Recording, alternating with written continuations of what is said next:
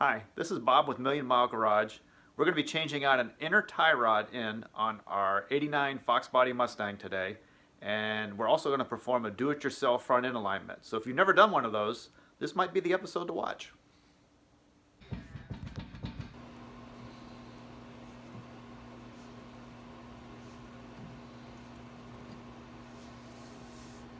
Okay.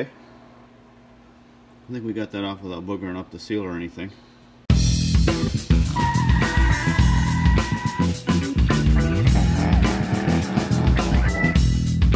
Hard bass.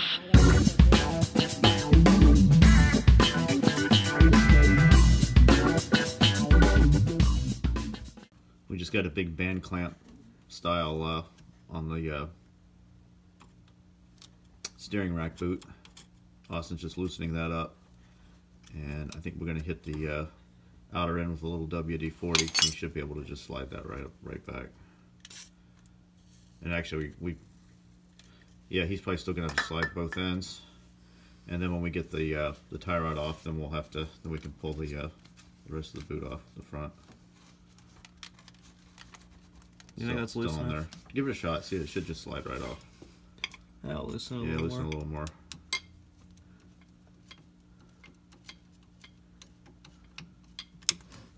Oh yeah, this should come off. There you go.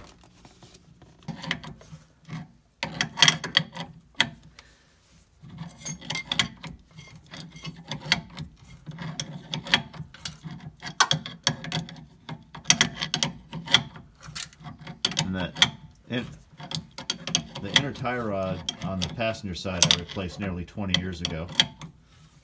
And the other side was still tight, so I left it. So it's actually that long that it took for the other one to wear out. How much miles do we have on this car now? 236,000. 236. So that one went 236, which is pretty amazing. You can see there's still grease in it. Usually what happens is the of course, you know, you're seeing grease on the outside of the joint, which is why I don't like stuff like that. It'd be nice if it had a fitting on it, and you could take the boot off occasionally and just run the grease gun through it, you know, pressurize a little bit, flush out the contaminants, and, you know, re-grease the ball. But that is amazing it lasted that long. So there, we got it off. Okay, with it out of the car, you can see how loose it is. You just move it back and forth. And what we're going to do is we're going to take a measurement from the outside of this jam nut to the outside of this ball and socket where it bolts up to the rack. And then we're going to know what our length is. Once we know what our length is, then we can take this jam nut off and slide the boot off. We're going to reuse the boot because we didn't destroy it. Yeah, our zip tie idea wasn't really a good idea because we got to slide the boot off. So we just mic'd where the nut's going to go to the end of the shaft, and then we'll be able to reset that distance once we get the boot off. It's kind of hard to measure with the boot on. We'll have to just cut that zip tie off. No big deal. Alright, we'll just get the boot off. Right on. Okay. Yeah, that was weeping a little bit of power steering fluid. Not a lot, but not good. And then we'll just put our nut back on, and we'll reset the distance on that. Alright, so yeah, we just went in and just mic'd it like that. So that's where the nut was before. Now we can just come in with a tape measure. We're just going to grab from there to there, and then we'll know what our length is. Oh, yeah, it's right over there. Mm-hmm. Alright, so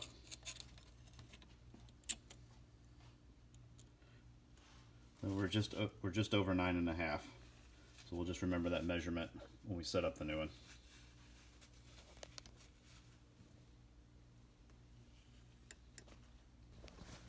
We're ready to slip the boot on our new tie rod. It's a Moog unit. Looks like it's got 2 holes, one on each side. I guess depends on where it lines up on what vehicle. For Austin threads it on, just showing you the end of that shaft. That point to that bevel, that's where that safety pin goes in, and that's supposed to keep that, I guess, from unthreading. So I guess there's the only hole that we're worried about is just the hole in the end of that shaft, and it just has to go on snug. And then when he gets that snugged up, we'll pin it. He's just gonna thread it on now. Piece of cake. We'll thread that thing on there.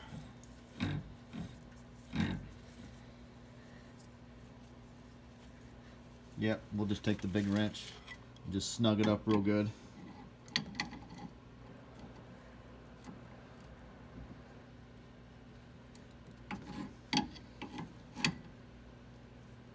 How tight are we wanting this? Get it pretty snug till it stops moving.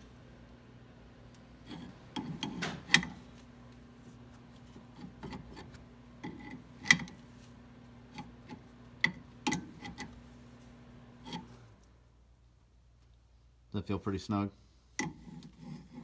Basically till it wants to stop turning. That's it. Right there. That's it. Yep. You got it. And then right there. And then pin that sucker. We're good. Alright. And the new kit comes with a roll pin instead of like a little aluminum rivet thing like the other one had. So he's just gonna Attempt to hold it with this? attempt to hold it with needle nose and just tap it in with the hammer. Should be just fine.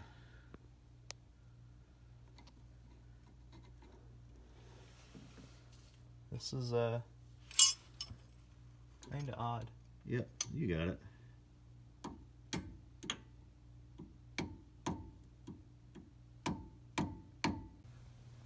It just took a second to get it started with some needle nose pliers. And then Austin's just going to tap this in.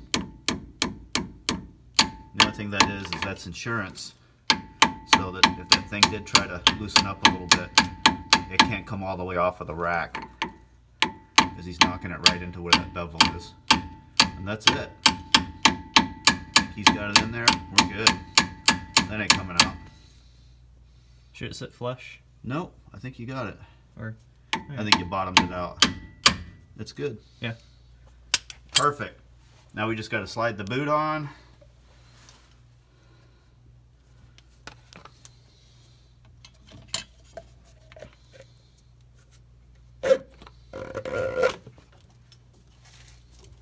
Should we WD-40 that?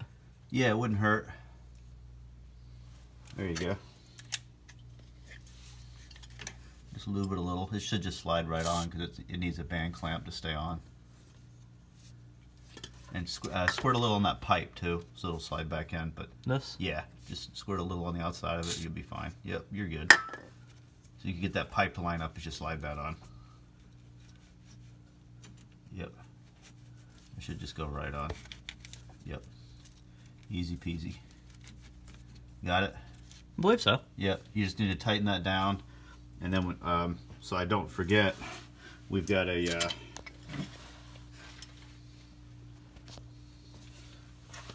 I'm going to go grab that, grab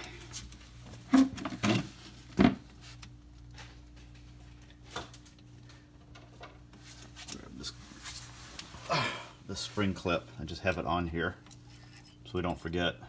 That really sucked to get it all back together. I realized we didn't have that on there. You just tighten that up. Yep, piece of cake.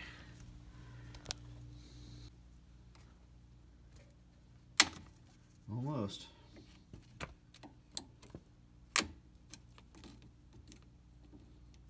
Always a joy.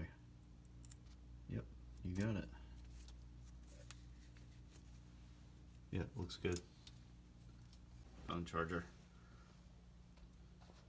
Alright, we're just going in real quick. We're going to check our depth. And that drag's just right. So I know we've got that set at just a tad over 9.5 inches from rack to the outer part of that nut. And Austin's just going to thread this tie rod back on. I can move this out of the way. It's in his way. There we go.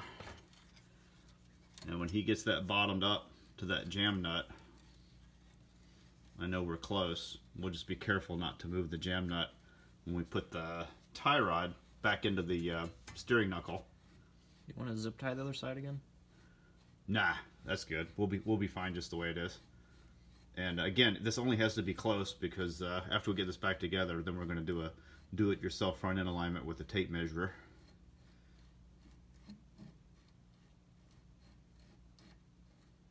Okay, and that moved just a little bit, so I'll tell you what we'll do.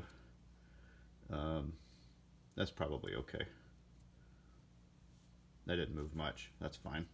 We're good. That's just fine. It's just got to be close. And this should be able to move down now. So we got leverage. See, this will move and it'll rotate. So we're just going to pull this down. We're going to move this over. And that's going to go right in. Just like that. And then we'll put our castle nut on. And we're going to torque that down. Put our cotter key back in. And we're pretty much ready to do our alignment. We'll probably do that tomorrow. It's getting late tonight. Alright, good deal. So we got our tie rod done, so now we're ready to rally this thing after our alignment. Alright, we're just going to jam a key in. We found a new cotter key. Hopefully it's not too big. Nope. And that'll be just fine. A little awkward getting in there. There we go. Folded that key over. It's tight. Everything's good. I feel good about that. Yep, no more play in the steering. That's good and tight. See that? You can wobble that thing. That thing doesn't move at all. That outer tie rod's still good. We'll probably even put a little grease on it while we're thinking about it. It's got a grease fitting on it. So there we go.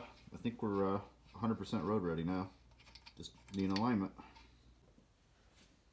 Okay, when you're doing a do-it-yourself front end alignment, you pick a reference point. In my case, I'm picking the first block of tread in from the outer shoulder where I have a nice straight edge. And I'm using a 2x4 in front of each tire so that I've got the tape measure an equal amount from the floor on both sides. So you can see over there, there's the other 2x4 you can barely see. So going from this side all the way over to this side and taking the measurement at the same block of tread, I've got 61 and 10/16.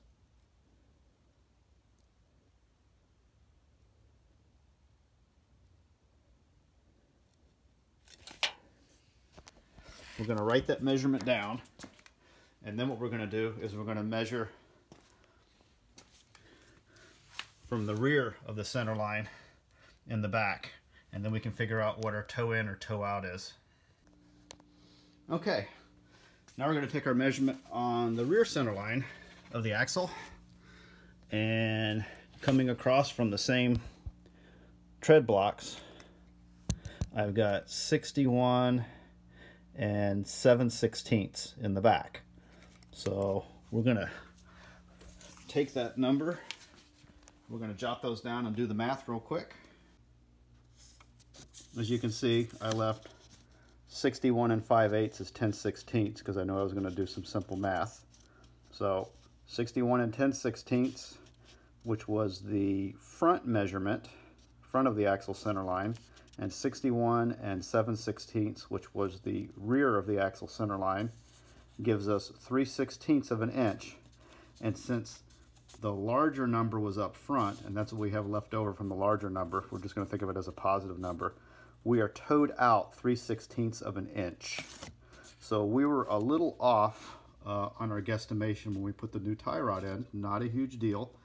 And something else that'll show you when you know you've got a problem like that is you can see the steering wheel spoke is dropped towards the passenger side, which was the tip off before we replaced the tie rod in the first place.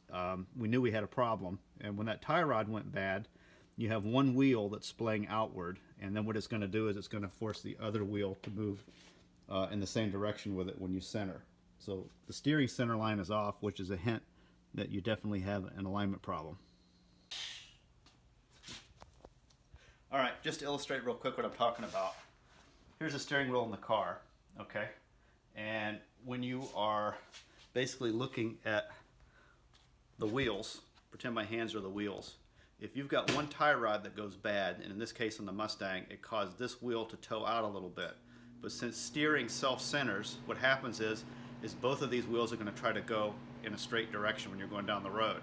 So if you have one that moves out like this, it's going to move this one over a little bit, which means they'll both be towed out. But what happens is when you have that wheel drop like that, and both of those tires move, it's going to drop the steering wheel spoke in the direction opposite of the wheel that's towing outward. So that's the problem we have on the Mustang. So since we know we are 3/16 toe out, what we want to do is we want to make one adjustment, hopefully, and we're going to set the toe in at 0, which is what it was before the tie rod went bad. And that seems to work the best on these steamroller radial tires that have about 0 slip angle. So we're going to take this wheel here and we're going to move it in 3/16 of an inch. And what we're hoping that'll do is when we move that tire in like this, then it's going to bring that steering wheel spoke back in alignment. So let's make the alignment and let's see what happens after we get it done. I've already got this jam nut broken loose, so I'm just going to move it out of the way a little bit. Just like that, just a little bit, right? Because we're going to bring this wheel in this way. So what I've done, for just a reference point, so I make sure I'm moving the wheel in the right direction, is I've just got the tape measure sitting on a jack stand, and I'm just going to move this like 1.5/16 of an inch. I'm going to bring it in this way, and I need that there to make sure I know which way I'm moving the wheel.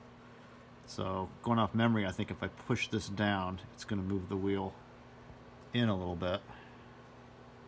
See, I'm moving it the wrong way. Oh no, I'm not. I'm moving it the right way. Yep. Okay, so I just moved it about 1/16 of an inch, and I'm just going to turn on this just a little more.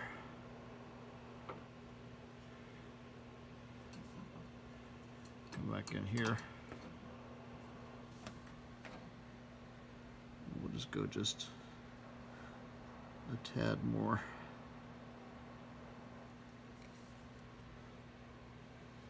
Oops. I think I just slipped off of that. Oh yeah.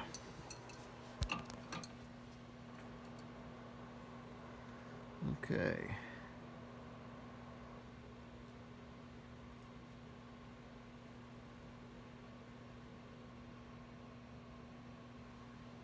All right, that's about 1.5/16.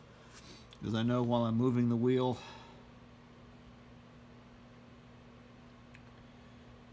in this way, I'm pushing it back out that way. So we're going to leave it just like this, and I can just snug on that adjuster nut just so it doesn't move on us while we have to move the car around a little bit to get it to settle out. We'll have to get the car back on the ground to take a proper measurement. I'm just going to snug it, and that's fine. Okay, she's just snug. All right, so we're ready to recheck our work and see if we got the wheels pointed in the right direction. Okay, we got it back on the ground, and we're going to take our front measurement first this time, and it looks like we're about 61 and looks like 10/16, which would be obviously 5/8. Okay, so let's take our second measurement. We'll have to move this around. All right, let's see where we are here. And we got 61 and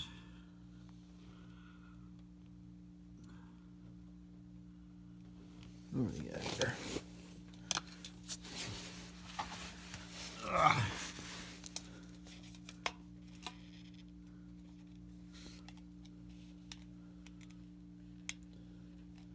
little hard to see. Looks like we're at 61 and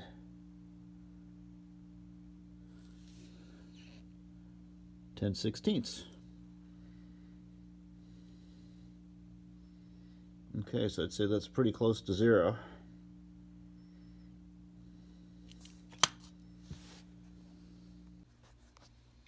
Okay, our second reading was 61 and 10/16, which was the same as the first front reading, which that happens sometimes. That's a little odd. But since I only went 1.5/16 in, we ended up with a rear reading of approximately 61 10/16, which means we have around 0 toe, which is what I was shooting for. And the only reason sometimes, I know I moved at like 1.5/16 when we made the adjustment. Sometimes there's a little bit of wheel wobble, and of course, you know, when you're measuring from tread to tread, tires are not perfectly straight. You know, they do have a little wobble, so that might account for that reading being approximately the same on the front, and then being, obviously it was a little different in the rear. So I think what we might end up doing is we may take the car out and drive it and then check the measurement again. But what we did do before we did that is we opened the garage up. It's like 40 degrees outside, and Austin moved the car back and then pulled it straight forward, so the car's going straight, and with the car tracking straight, the steering spokes are in alignment. So pretty much what I said would happen has happened. We just need to take the car out and drive it, see how it does, and then we'll do another alignment check. But really, as far as do-it-yourself alignments go, just for setting toe. Now doing caster and camber, that's another deal, and that's another video. But it looks like we pretty much got this thing dialed in first shot, and that almost never happens. So real happy about that. So we'll take it for a spin, and we'll check the alignment again, and we'll also we'll try to get another shot the next day in the sunlight as well. Now we're ready to rally it. Yeah, I think we're going to call this one a day. I got tired. I'm losing my voice. Thanks for watching. Hit like and subscribe. Hope to see you next time.